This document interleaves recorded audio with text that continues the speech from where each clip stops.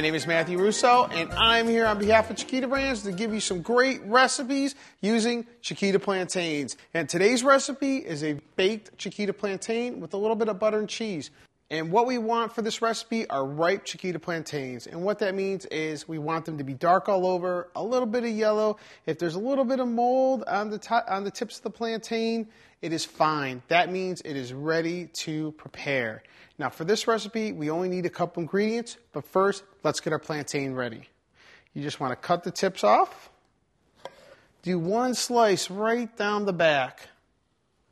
Now, the Chiquita plantains that are ripe, the skin is just going to fall right off, just like that.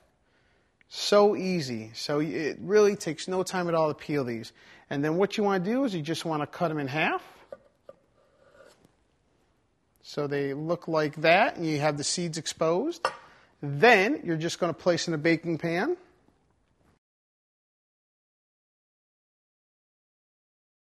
You just want to dust it with a little bit of butter just to get a little extra flavor in there.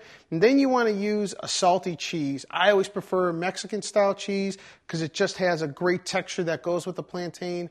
But you can use any kind of cheese you like. You just want it to be salty. A Parmesan cheese works great.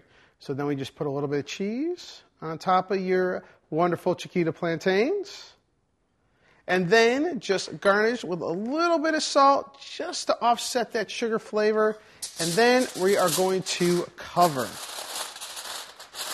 Now you want to cover it because you want to basically sweat the Chiquita plantains to bring out as much flavor as possible. It'll melt the cheese a little bit faster. So now we're going to put this in a 400-degree oven for about 15 minutes.